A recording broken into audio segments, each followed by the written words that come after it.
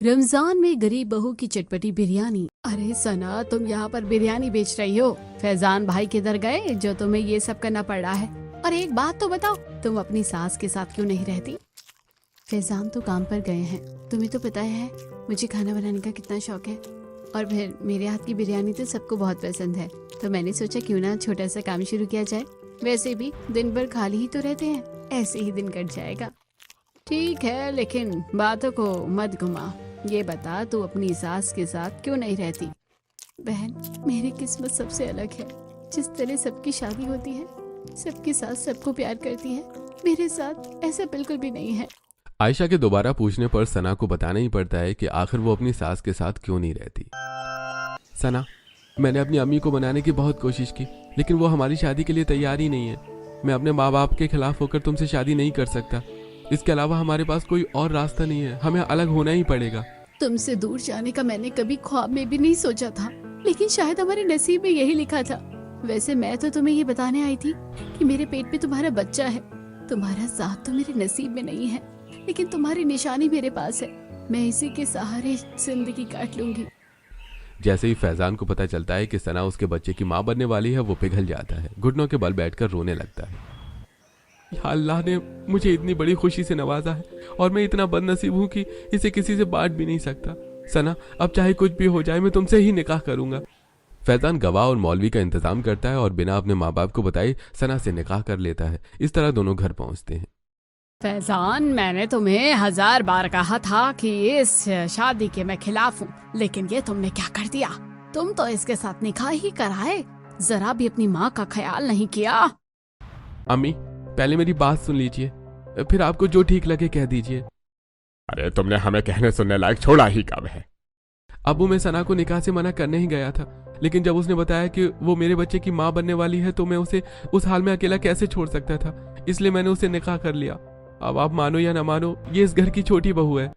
तुमने मेरे खिलाफ जाकर इससे निकाह तो कर लिया, लेकिन मैं इसे कभी दिल से बहू कबूल नहीं करूंगी। यह कहकर शबनम अपने कमरे में चली जाती है। यार, तेरी कहानी तो सच में बहुत दुखी है। चल तू फिक्र मत कर, अल्लाह तेरे नसीब अच्छा करे और तेरे आने वाले बच्चे को सेहतमंद बनाए। ये कहकर आयशा वहां से चली जाती है। सना अपने काम में लग जाती है। गर्मा गरम चटपटी चिकन बिरयानी ले लीजिए। सना बहुत ही स्वादिष्ट बिरयानी बनाती है। उसे ये स्टॉल लगाए हुए 2 से 3 हफ्ते ही हुए थे कि उसके कई ग्राहक बन गए। थोड़ी देर में फैजान भी काम से वापस आ जाता है। सना, तुम भी क्या सोचती होगी मेरे बारे में? मैं तुम्हारा पेट भी नहीं पाल पा रहा हूँ, उसके लिए भी तुम्हें काम करना पड़ रहा है। मैं अपने होने वाले बच्चे का ख्याल कैसे रखूंगा? कितना बदनसीब हूँ मैं। ऐसी बातें मत कीजिए, अल्लाह इतना प्यार करने वाला शौहर सबको दे जितना मुझे मिला है। रही बात गरीबी की, तो ये दिन भी गुजर जाएंगे। हम मेहनत करेंगे और देखना, अल्लाह अपनी रहमत हम पर जरूर बरसाएगा। वो दिन भी आएगा जब हमारे पास अपना घर होगा। दोनों मियाँ बीवी बातें करते हैं। सना फैजान के लिए भी बिरयानी लाती है। दोनों मिलकर खाना खाते हैं और सो जाते हैं। इधर शबनम अपनी बड़ी बहू आलिया का हर वक्त जीना हराम रखती है। अरे बहू, कहाँ चली गई? आज कैसे घोड़े बेचकर सो रही है? सुबह के 8 बज गए हैं, अब तक ना चाय ना पानी। कुछ मिलेगा इस घर में या नहीं? अम्मी, जयान को रात में बहुत तेज बुखार था। मैं और अरमान पूरी रात सो नहीं पाए, इसी वजह से अभी आँख लग गई थी। समय का पता ही नहीं चला। हाँ हाँ, जब सुबह आँख नहीं खुलती तो बहाने शुरू हो जाते हैं। मुझे और बातें मत बता, जाओ जाकर मेरे लिए चाय बनाओ। आलिया चुपचाप रसोई में चली जाती है। थोड़ी देर में सबके लिए चाय पानी का इंतजाम करती है। बेटा अरमान, कैसा चल रहा है तुम्हारा काम? अरे कुछ दिनों में रमजान आने वाले हैं, घर में खर्चा ज्यादा होगा। इस बार तो मैंने एक भी ठेका नहीं लिया। मेरे पास कोई काम नहीं आया, पता नहीं कैसा साल जा रहा है। जब से उस कुलच्छनी सना के कदम इस घर पे पड़े हैं, हमारे घर की बरकत ही चली गई है। पता नहीं कहाँ से मेरे बेटे के गले पड़ गई थी। अम्मी, बस कीजिए, हर बात के लिए सना को दोष देना ठीक नहीं है। अम्मी, आप हर बात में सना को बीच में क्यों ले आती हो? अरे वो तो बेचारी आपके तानों से बचकर अलग भी रहने लगी है। आखिर उसने कितना कुछ किया है आपका दिल जीतने के लिए, लेकिन आप हमेशा पत्थर दिल बनी रही।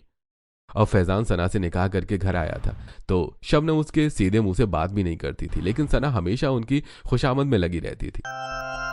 अम्मी जान, आज आप नहीं उठी? सुबह के 9 बज गए हैं, मैं कब से देख रही थी। मैंने आज आपकी पसंद की चिकन बिरयानी बनाई है। अरे तू ही खा ले अपनी चिकन बिरयानी। जब से तू आई है मुझे तो भूख भी नहीं लगती। मेरा मोहल्ले में निकलने का मुंह तक नहीं छोड़ा है तुम दोनों ने। तुझे क्या मेरा बेटा ही मिला था फंसाने को? अम्मी जान, आप ऐसे क्यों कह रही हैं? आपको पता है ना मेरे पेट में आपका पोता है। थोड़ा तो ख्याल कीजिए। आप कब तक मुझे अपनी बहू मानने से इनकार करती रहेगी? तुमने निकाह भले ही जबरदस्ती कर लिया हो, लेकिन मैं तुम्हें अपनी बहू कभी नहीं मानूंगी।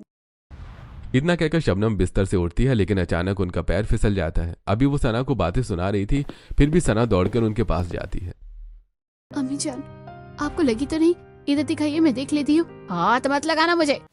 उसी वक्त आमिर कमरे में आते हैं। अरे इस घर में कोई मुझे एक कप चाय पिला देगा क्या? कितनी तलब हो रही है चाय की।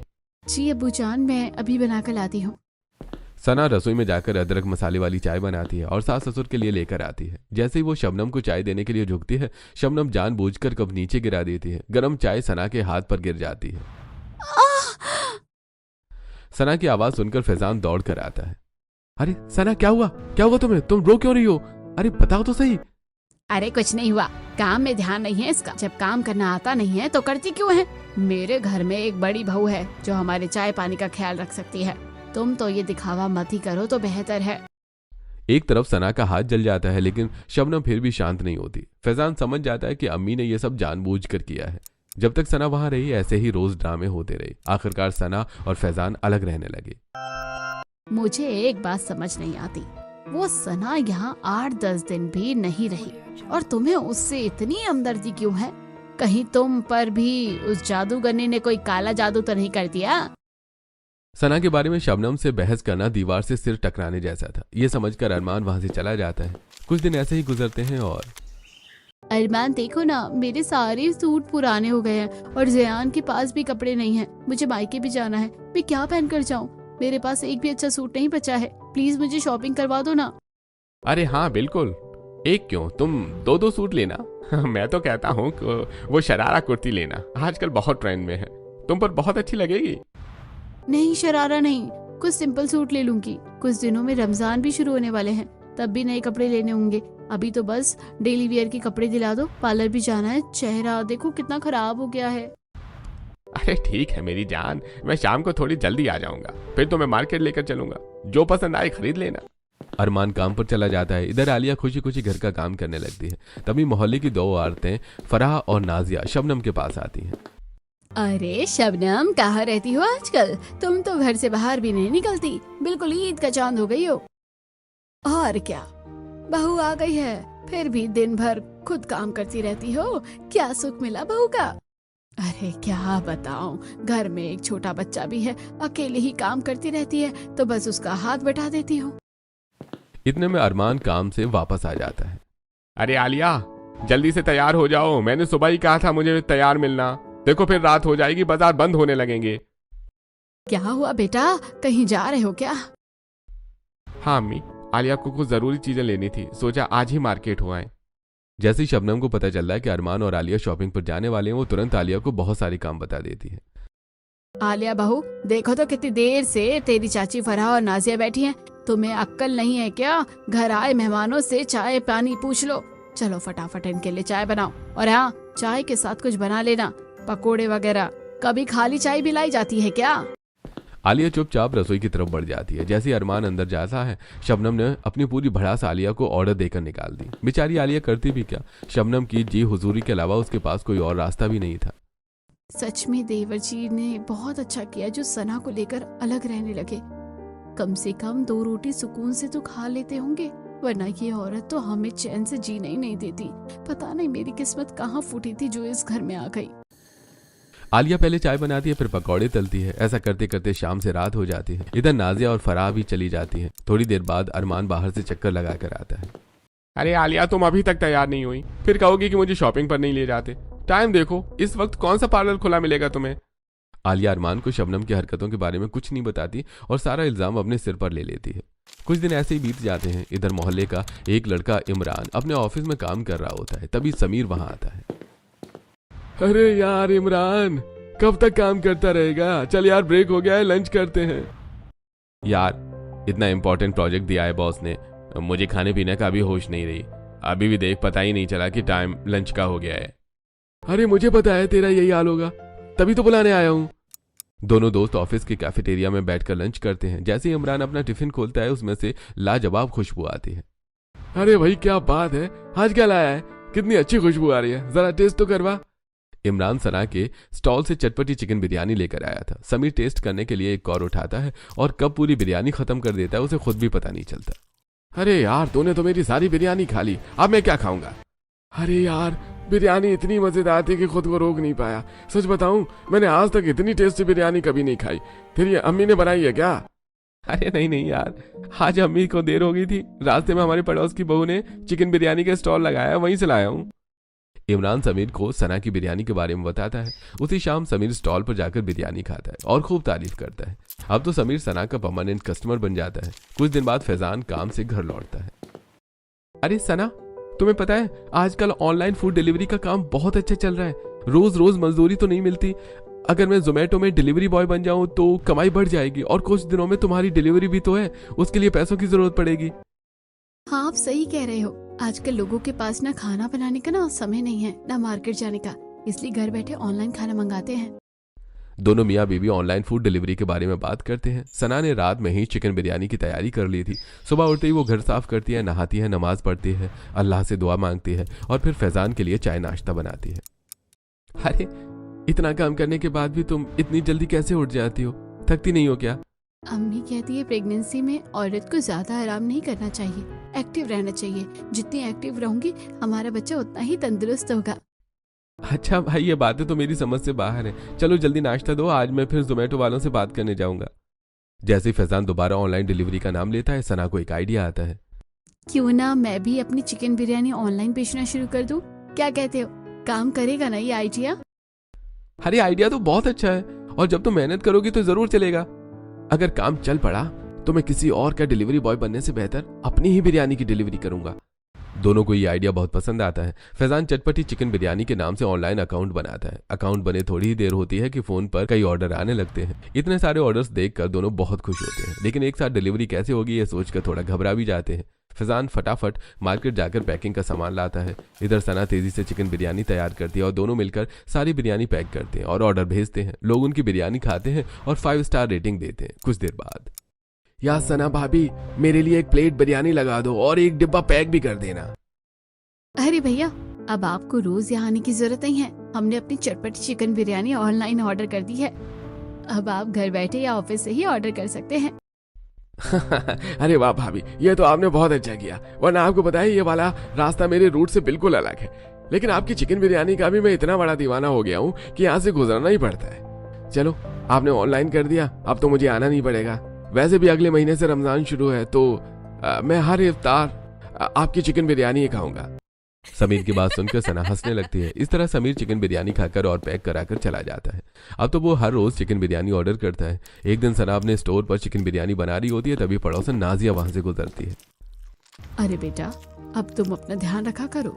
आखिर तुम्हारी डिलीवरी की डेट क्या है, क्या बताया है डॉक्टर ने? सब खैरियत तो है ना? हाँ चाची जान, सब ठीक है, बस 1-2 दिन में डिलीवरी हो जाएगी। डॉक्टर ने कहा है कि थोड़ा एक्सरसाइज करना है, एक्टिव रहना है, नॉर्मल डिलीवरी के चांस ज्यादा है। तभी तो मैं दिन भर काम में लगी रहती हूँ, और फिर सबको चटपटी बिरयानी इतनी पसंद आती है कि मेरा मन करता है बनाती ही रहूं। हाँ बेटा, ये तो तू सही कह रही है, सच में दूर दूर तक चर्चे हैं तेरी चटपटी चिकन बिरयानी के। अच्छा चल, अब मैं चलती हूँ, तू अपना ध्यान रखना, अगर किसी भी चीज की जरूरत पड़े तो मुझे बताना। दोनों बात कर ही रही होती हैं कि सना की डिलीवरी के बारे में सुनकर नाजिया सीधा शबनम के घर चली जाती है। नाजिया को आते देखकर शबनम बोलती है, अरे नाजिया, आज तो तुम मेरे घर का रास्ता ही भूल गई थी, इतने दिनों बाद दिखाई दी हो। आखिर सब खैरियत तो है ना? आना तो मैं भी नहीं चाहती थी, लेकिन मेरी मजबूरी थी, आना पड़ा। अरे तुझे तो उस बच्ची का कुछ ख्याल ही नहीं है, लेकिन उसके होने वाले बच्चे का तो ख्याल कर ले। कल को अगर तेरी बहू को कुछ हो गया तो लोग तुझे क्या कहेंगे, और क्या तू अपने आप को माफ कर पाएगी? दरअसल नाजिया शबनम को बताती है कि सना का पूरा समय लग रहा है, कभी भी डिलीवरी हो सकती है, इसलिए वो उसके पास चली जाए। घर से इतनी दूर रहते हैं वो दोनों, हमें क्या पता उसकी डिलीवरी का टाइम आ गया है। और फिर जो बड़े बुजुर्गों का दिल दुखाते हैं, उनकी मर्जी के खिलाफ जाते हैं, उनके साथ तो ऐसे ही होगा। देख शबनम, पागल मत बन, तुझे तो कुछ पता नहीं लगता। वो बेचारी बच्ची अकेली इस हालत में बहुत कुछ संभाल रही है।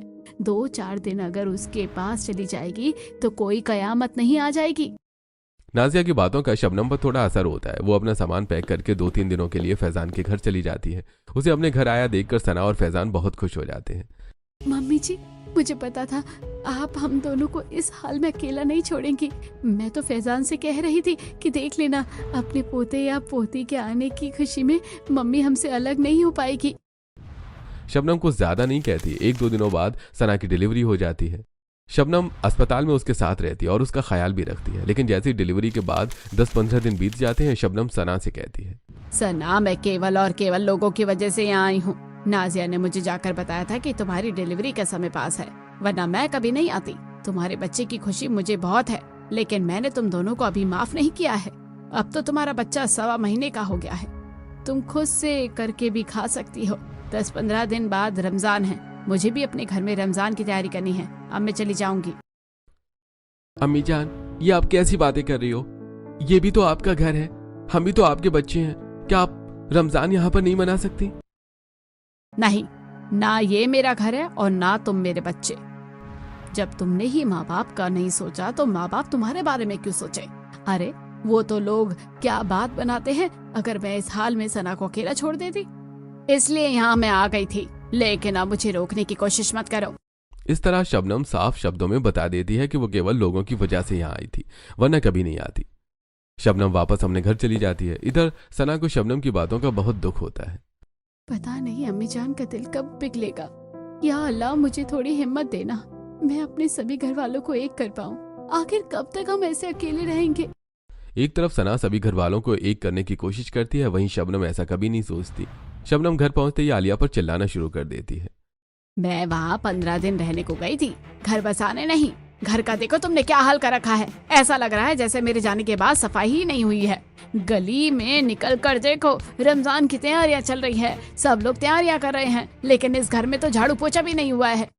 अम्मी जान, मैंने पूरा घर साफ कर दिया है, लेकिन अगर आपको लग रहा है कि कहीं से घर गंदा है तो मैं दोबारा सफाई कर दूंगी।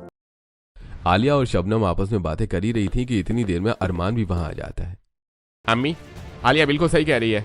मेरी आंखों देखी बात है। इसने रमजान की सारी तैयारी की है, पूरा घर साफ किया है। और ये देखिए, बैठक में तो पेंट भी खुद अपने हाथों से किया है, लेकिन आपको तो इसका काम नजर ही नहीं आता। आलिया अरमान को रोकने की कोशिश करती है, लेकिन कई दिनों से शबनम आलिया पर अत्याचार कर रही थी और आलिया पलटकर जवाब नहीं देती थी। अब दोनों की सहन शक्ति जवाब दे चुकी थी और आज अरमान शबनम को खरी खोटी सुना देता है। अम्मी, आपको पता है आपकी प्रॉब्लम क्या है? आप कभी अपनी बहुओं को इंसान नहीं मानती। आपको ऐसा लगता है कि बहुएं तो काम करने की मशीन होती हैं। आपके डर की वजह से आलिया ने आराम तक नहीं किया। इसे रात में इतना बुखार था, लेकिन इसे पता था कि आप आने वाली हैं, इसलिए इसने पूरा घर फिर से साफ किया। बस बहुत हो गया, अब हम दोनों भी इस घर में नहीं रहेंगे। हम भी फैजान और सना की तरह अलग हो जाएंगे। अरमान ये सब कहकर कमरे में चला जाता है। शबनम को लगता है कि वो गुस्से में बोल रहा है, लेकिन इस बार अरमान सच में आलिया से सामान पैक करवाता है और दोनों घर छोड़कर चले जाते हैं। आमिर उन्हें रोकने की कोशिश करता है, लेकिन शबनम अपने अहम में इतनी डूबी होती है कि वो बच्चों को एक बार भी जाने से नहीं रोकती। अरे शबनम, तुम्हें खुदा से डरना चाहिए। हमारी दोनों बहुएं हीरा हैं, हीरा। तुमने सना पर कितना अत्याचार किया, उसके ऊपर जानबूझकर चाय गिरा दी, उसका हाथ पकड़कर मरोड़ा, लेकिन उस बेचारी बच्ची ने कभी पलटकर जवाब नहीं दिया। और आज भी उनके दिलों में हमारे लिए कितनी जगह है। और आलिया जब से आई है तुम्हारी जी हुजूरी करती रही, लेकिन आज खुद हमारा बेटा उसे लेकर चला गया और तुमने उन्हें एक बार भी नहीं रोका। वो अपनी मर्जी से घर छोड़कर गए हैं, मैंने उन्हें नहीं निकाला। ये बात पहले अपने मन में गांठ बांध लीजिए। सारा इल्जाम मेरे सिर पर मत रखिए। मेरे सिर में बहुत तेज दर्द हो रहा है। मैं अपने कमरे में सोने जा रही हूँ। शबनम और आमिर अब अकेले घर में रहते हैं। ऐसे कुछ दिन बीत जाते हैं और देखते ही देखते रमजान का महीना भी शुरू हो जाता है। अब सबीना सुबह उठकर सहरी का खाना बनाती है। उसके बाद सहरी करके नमाज अदा करके अपने सारे घर का काम वो खुद करती है। आज रमजान का दूसरा दिन है, मैं जल्दी से सहरी का खाना बना देती हूँ। उसके बाद दोनों साथ में सहरी करके नमाज पढ़ लेंगे। शबनम सहरी के खाने में हल्का खाना बनाती है, जैसे कि पराठे, कुछ फल के चाट और अंडा, साथ में थोड़ा पनीर की भुजिया और ऑमलेट भी होता है। उसके बाद वो आमिर से कहती है सहरी करने। आमिर कहता है, अरे मेरा इस घर में न खाने का दिल करता है और न पीने का। हर बार रमजान आने की कितनी खुशी होती थी। मेरा पोता जयान मुझसे सामान मंगवाता था, मैं सबको शॉपिंग कराता था, लेकिन अब हम यहाँ अकेले बैठे हैं। या अल्लाह तू मुझे अपने पास ही बुला ले। दो दो बेटे के होते हुए भी मुझे यहाँ अकेला रहना पड़ रहा है, केवल और केवल शबनम तुम्हारी वजह से। हाँ हाँ, मैं ही बुरी हूँ। आपको तो मेरी ही गलती नजर आएगी। अपने बेटे और बहू का खोट नहीं दिखेगा आपको। शबनम भी मुंह फुलाकर अपने कमरे की तरफ चली जाती है। ऐसे कुछ दिन बीत जाते हैं। एक दिन शबनम छत से नीचे आ रही होती है। अचानक उसका पैर फिसल जाता है और वो सीढ़ियों से नीचे गिर जाती है। उस समय आमिर घर पर नहीं था। घर में कोई और भी नहीं था, इसलिए काफी देर तक उसे कोई देख नहीं पाता। शाम को जब आमिर लौटता है तो शबनम को बेहोश पड़ा देखकर घबरा जाता है और वो तुरंत फैजान को फोन करता है। अबू जान, आप फिक्र मत करिए, मैं अभी अपनी कार लेकर आ रहा हूँ, अम्मी जान को कुछ नहीं होगा। फैजान तुरंत कार लेकर आता है। सना भी यह खबर सुनकर अपनी बेटी के साथ लेकर आ जाती है। तीनों मिलकर शबनम को कार में लेटाते हैं और अस्पताल लेकर जाते हैं। देखिए, ज्यादा चोट नहीं लगी है, लेकिन ये काफी देर से बेहोश थी। क्या आप लोग घर पर नहीं थे? अरे नहीं डॉक्टर साहब, घर पर कोई नहीं था। शबनम घर पर अकेली ही थी, पता नहीं कब गिरी, किसी ने देखा ही नहीं। देखिए, घबराने वाली बात नहीं है, कोई गहरी ज्यादा चोट तो नहीं आई है, लेकिन इन्हें ज्यादा स्ट्रेस मत दीजिएगा। इनके सिर में चोट लगी है। अगर ज्यादा सोचेंगे या टेंशन लेंगे तो सिर में दर्द और बीपी पड़ सकता है। आप लोग ध्यान रखिएगा। अस्पताल से डिस्चार्ज होने के बाद फैजान शबनम को अपने घर ले आता है। आमिर भी वहीं आ जाता है। आमिर की बातें शबनम के दिमाग में गूंज रही होती हैं, इसलिए वो वापस अपने घर जाने की जिद नहीं करती। सना शबनम और आमिर की खूब देखभाल करती है। अम्मी जान, आपको जो भी जरूरत है मुझे बताइएगा। फैजान, तुम काम संभाल लो, मैंने बिरयानी बना रखी है। अगर कोई ऑर्डर आए तो पैक कर देना। टीम को बोल देना मैं अम्मी के पास ही रहूंगी। ये कहकर सना शबनम के पैर दबाने लगती है। डॉक्टर ने हल्का खाने को कहा था, इसलिए सना मूंग की दाल की खिचड़ी, दलिया और रायता बनाती है। वो समय से दवा देती है और पूरी लगन से उनकी सेवा करती है। कुछ दिनों बाद शबनम पूरी तरह से स्वस्थ हो जाती है। इधर फराह को भी शबनम की तबीयत के बारे में पता चलता है तो वो सीधे फैजान के घर आ जाती है। उस समय सना शबनम के बालों में तेल की मालिश कर रही होती है और दूसरी तरफ फैजान इफ्तारी के समय दुकान पर होने वाली भीड़ को संभालता था। अरे चाची आइए, आपको पता लग गया होगा, अभी आई हैं, वरना आप हमारे घर कहाँ आती हैं? अम्मी जान यही हैं। हाँ बेटा, सही कह रही हो, हम तो शबनम के पास ही आते हैं, जहाँ ये है वहीं आएंगे। वैसे शबनम, अब कैसी हो तुम? दोनों बैठकर बातें करती हैं। जाते जाते फराह शबनम से कहती है, देख शबनम, अब तो होश कर ले। आखिर मैं कोई किसी के काम नहीं आता, अपने ही अपने के काम आते हैं। और देख सना तेरी कितनी देखभाल कर रही है। अभी इस बच्ची का दिल मत दुखाना, अभी इसे दिल से कबूल कर ले। ये कहकर फराह वहां से चली जाती है। इधर शबनम को अपनी गलती का एहसास होने लगता है। अम्मी जान, मैंने आपके लिए नहाने के लिए गर्म पानी रख दिया है, आप नहा लीजिए, मैं इफ्तारी के लिए जा रही हूँ। सना बेटा, मुझे माफ कर दे, मुझसे बहुत बड़ी गलती हो गई। मैं ऐसे पड़ोस में रहती थी जहाँ अपनी पसंद की शादी वाले लोग खुश नहीं थे। वो लोग आपस में लड़ते झगड़ते थे। उनकी रात की आवाजें सुनकर मेरे दिमाग में से ये बातें घर कर गई थी कि पसंद की शादी वाले कभी खुश नहीं रहते। लेकिन मैं ये सब भूल गई थी कि पांचों उंगलियां एक जैसी नहीं होती। अम्मी जान, मुझे तो याद भी नहीं कि आप कैसी बातें कर रही हो। मैं सब भूल गई हूँ। मुझे तो बस उस दिन का इंतजार है जिस दिन आप मुझे दिल से अपनी बहू मानेंगी। बेटा, तू ही मेरी बहू है, मैंने तुझे दिल से कबूल कर लिया है। बीते दिनों में मुझसे जो गलती हुई, अल्लाह के वास्ते मुझे माफ कर दे। पीछे खड़े आमिर और फैजान भी शबनम और सना की बातें सुन रहे होते हैं। दोनों की बातें सुनकर उनकी आंखें भी भर आती हैं और ये शबनम के पास आकर बोलते हैं, अम्मी जान, हमने इस दिन का बहुत इंतजार किया है। आज आखिरकार अल्लाह ने हमारी सुन ली। हाँ बेटा, मुझसे बहुत बड़ी भूल हो गई है, लेकिन मैं चाहती हूँ कि ये रमजान मैं अपने दोनों बेटों और बहू के साथ ही मनाऊं। ये कहकर शबनम रोने लगती है। फैजान अरमान को फोन लगाता है और सारी बात बताता है। फोन रखने के बाद आलिया अरमान से कहती है, अरमान, चाहे जैसे भी हो, हमारे माँ बाप हैं, हमें उनसे ऐसे मनमुटाव नहीं रखना चाहिए। देखो, रमजान पर सारी बातें भूलकर फिर से एक नई शुरुआत करते हैं। कल एक साथ बैठकर अपने परिवार के साथ रमजान मनाएंगे। पापा पापा, मुझे भी दादा दादी के पास जाना है, मुझे उनके साथ ही रमजान मनानी है। दादाजी मेरे लिए चॉकलेट लेकर आएंगे, प्लीज पापा चलो ना। शबनम ने आलिया के साथ हमेशा बहुत बुरा किया था, लेकिन वो आज भी अरमान को समझा रही है। ये देखकर अरमान की आंखें नम हो जाती हैं। वो अपनी पत्नी और बेटे के साथ वापस अपने घर आ जाता है, जहां शबनम और आमिर भी मौजूद होते हैं। आज आखिरकार शबनम का पूरा परिवार हंसी खुशी एक साथ बैठा है। बेटा, कल सुबह 7 में ही सहरी करेंगे, जल्दी सो जाओ, सुबह जल्दी उठकर सहरी की तैयारी भी करनी है। इस तरह सब लोग सो जाते हैं। अगली सुबह सना और आलिया एक साथ उठती हैं और सहरी की तैयारी करती हैं। पूरा परिवार एक साथ बैठकर सहरी खाता है। शाम होती है। शबनम ने चटपटी चिकन बिरयानी के बहुत सारे ऑर्डर पहले ही ले लिए थे, क्योंकि कई ग्राहक पहले ही कह चुके थे कि उनकी इफ्तार सना की बिरयानी से ही होगी। आखिर में शबनम का पूरा परिवार भी चटपटी चिकन बिरयानी से ही इफ्तारी खोलता है। इस तरह शबनम का पूरा परिवार एक साथ बहुत खुश है।